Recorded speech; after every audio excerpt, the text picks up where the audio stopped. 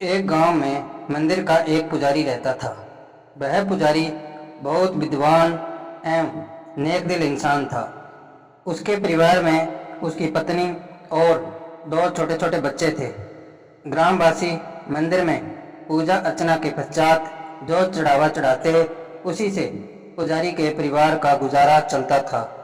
अचानक एक दिन उस पुजारी की मृत्यु हो गई, जिससे उसके परिवार पर दुखों का पहाड़ टूट पड़ा। पुजारी की पत्नी और बच्चे दहाड़े मारकर रोने लगे। गांव वालों ने किसी तरह उन्हें शांत कराया और विधि पूर्वक पुजारी का दाह संस्कार करा दिया। उन्होंने पुजारी के परिवार के भोजन और बच्चों की पढ़ाई की व्यवस्था भी कर दी। कुछ दिन इसी तरह से गुजरे, किंतु फिर भी वह परिवार आवश्यक चीजों का अभाव महसूस करने लगा। पुजारी थे तो घर का खर्च भली भांति चल जाता था, किंतु अब बच्चे दूध दही जैसी चीजों के लिए तरसने लगे।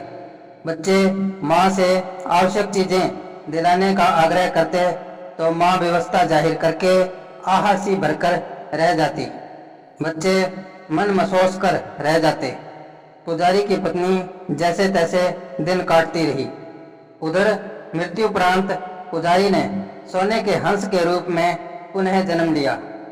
इस जन्म में भी उसे पूर्व जन्म की भली भांति स्मृति थी। अतः कभी कभी जब वह अपनी पत्नी और बच्चों के बारे में सोचता तो बेचैन हो जाता था। एक दिन उससे रहा नहीं गया। पूर्व जन्म की पत्नी और बच्चों की याद ने उसे इतना बेचैन किया कि वह जंगल के मध्य के अपने सरोवर से उड़कर अपने मकान की छत पर जा पहुंचा और नीचे दालान में बैठे अपने बच्चों को निहारने लगा। बच्चे सचमुच ही बुरी अवस्था में थे।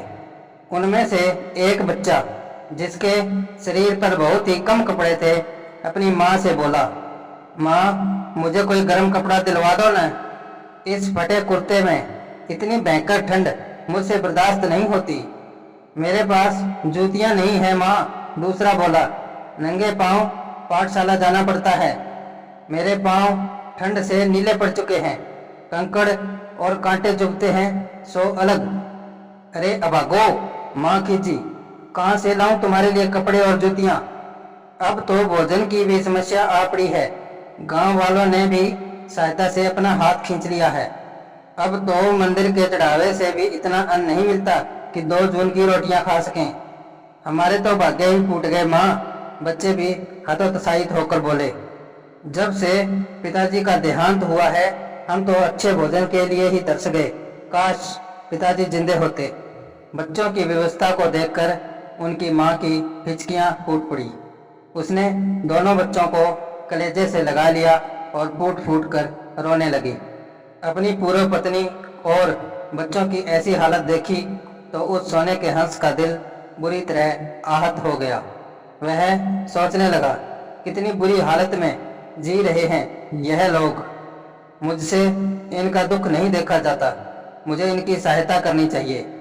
यही सोचकर वह नीचे उतरा और अपनी पत्नी के सामने पहुंचा और उससे बोला, हे सुमने, इन आंसुओं को पोंछ लो। अब से तुम्हें किसी चीज का अभाव नहीं रहेगा। मैं तुम्हारी हर संभव सहायता करूंगा।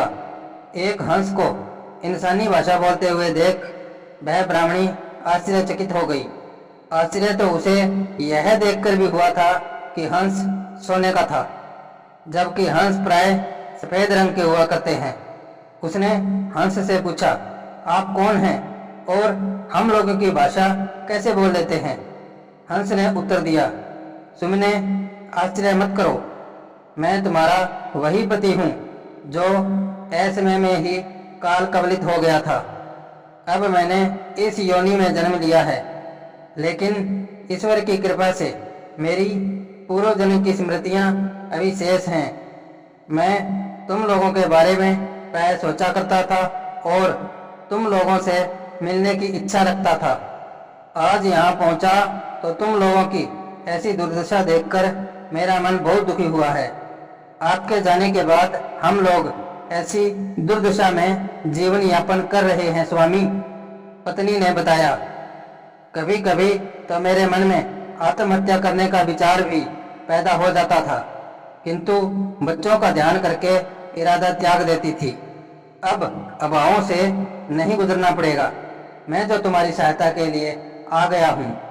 पर आप तो एक पक्षी की योनि में हैं। ऐसी हालत में आप हमारी कैसे सहायता कर पाएंगे? पक्षी तो अवश्य हूँ, लेकिन सोने का। हंस बोला, मैं अपना एक पंख यहाँ छोड़ जाऊंगा, तुम उसे बेचकर अपना खर्च आसानी से चला लेना। तब उस हंस ने अपना एक पंख नीचे गिरा दिया और बोला, मैं 2-3 दिन के अंतराल के बाद यहाँ आता रहूंगा। शीघ्र ही तुम्हारी अवस्था अच्छी हो जाएगी। तुम धन पाकर घमंडी मत बन जाना। गरीबों और जरूरतमंदों की हर संभव सहायता करती रहना। इतना कहकर वह हंस अपने सरोवर के लिए उड़ गया। पत्नी सोने का पंख पाकर प्रसन्न हो गई। ब्राह्मणी सोने का पंख लेकर शहर के सुनार के पास पहुंची। सुनार ने सोने का पंख देखा तो उसे भी आश्चर्य हुआ। उसने खुशी खुशी सोने के पंख की कीमत चुका दी। ब्राह्मणी और उसके बच्चों ने उस दिन पहली रात भरपेट स्वादिष्ट भोजन का स्वाद चखा। उस दिन के पश्चात वैसा ही होता रहा। हंस आता और अपना एक पंख छोड़ जाता। पंखों को बेच बेच कर ब्राह्मणी धनवान बन गई। उसने गांव में ही जमीन खरीद ली और आराम से जीवन यापन करने लगी। एक बार हंस काफी दिनों बाद उसके पास पहुंचा और बोला, सुमने, अब मैं कभी कभार ही आ सकूंगा। आशा है अब तुम्हें मेरा अभाव नहीं महसूस होगा, क्योंकि अब तुम्हारी आर्थिक स्थिति भी सुदृढ़ हो गई है। अभी कहाँ हुई है? ब्राह्मणी लालच के वशीभूत होकर बोली, अभी तो दोनों बच्चों को आगे पढ़ाना है, उनके विवाह आदि भी करने हैं। हंस ने इस बात का उत्तर न देकर उसे यही कहा कि अब से वह 3 मास के पश्चात ही एक बार यहाँ आया करेगा, और ऐसा ही हुआ। एक बार 3 महीने बाद जब हंस लौटा तो उसने ब्राह्मणी से कहा, आज मैं अंतिम बार तुम्हारे पास आया हूँ। कुछ व्यवस्था है जिसके कारण मुझे अपना सरोवर छोड़कर किसी अन्य सरोवर में जाना पड़ेगा, और क्योंकि रास्ता हजारों योजन दूर का है, इसलिए हो सकता है वापस लौटना हो ही न सके। अतः मैं तुमसे अंतिम बार विदा लेने आया हूँ। हंस की बात सुनकर ब्राह्मणी स्तब्ध रह गई। उसके मन में यह डर समा गया कि आगे से उसकी और उसके परिवार की आवश्यकताएं कैसे पूरी होंगी, जब नियमित रूप से मिलने वाले धन का मूल स्रोत ही समाप्त हो जाएगा। तो फिर वही स्थिति उत्पन्न हो जाएगी जो उसके धनवान बनने से पहले थी। ब्राह्मणी और उसका परिवार अब क्योंकि ऐसो आराम का आदी हो चुका था, अतः ऐसी स्थिति की कल्पना करके ही वह कांप उठी। उस ब्राह्मणी ने उस रात अपनी सेविका से परामर्श किया तो सेविका ने कहा, स्वामिनी, आप तो व्यर्थ ही चिंतित हो रही हैं। आप चाहें तो अभी से आगामी काल के लिए ढेर सारा धन इकट्ठा कर सकती हैं। पर कैसे? ब्राह्मणी ने पूछा। उस हंस के सारे पंख उखाड़ लीजिए, सेविका ने सलाह दी। क्या बक रही है तू? क्या तू जानती नहीं कि वह मेरे पूर्व काल का पति है? हमारी दीनहीन स्थिति को देखकर ही तो वह हमारे पास आता है और हमारी मदद करता है। मैं ऐसे दयालु हंस के जबरन सारे पंख उखाड़ लूं, यह तो एक बहुत ही बुरी बात होगी। इसमें बुरी बात क्या होगी? धन प्राप्ति के लिए तो लोग न जाने कैसे कैसे कुकर्म भी कर डालते हैं। और रही आपके भावुक होने की बात, तो वह तो उसके पूर्व जन्म की बातें हैं, जब वह आपका पति था और आप उसकी पत्नी। मरने के बाद तो सारे इंसानी रिश्ते टूट जाते हैं। वैसे भी वह एक पक्षी है, एक पक्षी के साथ आपका रिश्ता कैसा? उस दुष्टा ने ब्राह्मणी को ऐसा बहकाया कि वह नादान स्त्री हंस के सारे पंख नोचने के लिए तैयार हो गई। उस रात उसने सोते हुए हंस का गला पकड़ लिया और लगी उसके पंख नोचने। अधिक पीड़ा के कारण हंस की आंखों में आंसू आ गए। उसने बार बार ब्राह्मणी से आग्रह किया कि वह उसे छोड़ दे, किंतु ब्राह्मणी पर तो लालच का भूत सवार था। जब तक उसने हंस के सारे पंख न उखाड़ लिए, वह अपना कार्य करती ही रही।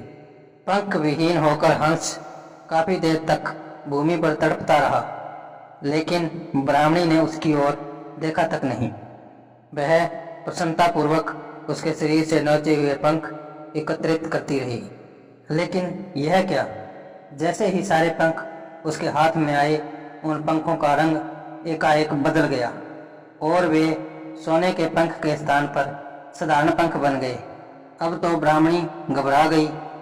उसने प्रश्नसूचक दृष्टि से घायल हंस की ओर देखा तो हंस के चेहरे पर हल्की सी मुस्कान उभरी और उसने कहा, लालची स्त्री, तूने अपने आप अपने पैरों पर कुल्हाड़ी मार ली।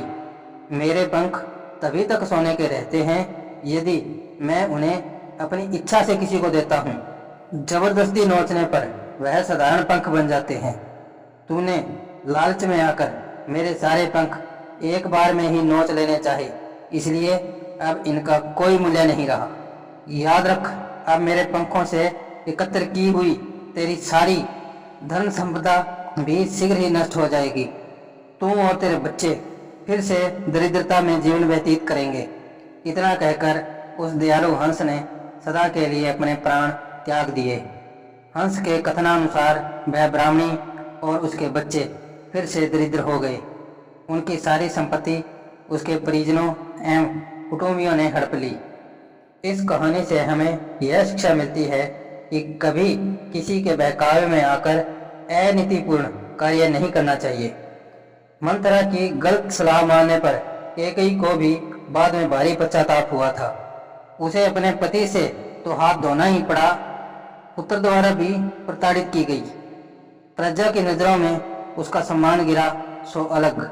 अतः न तो कभी लालच में पड़ो और न किसी के बहकावे में आकर कोई अनीतिपूर्ण कार्य करो।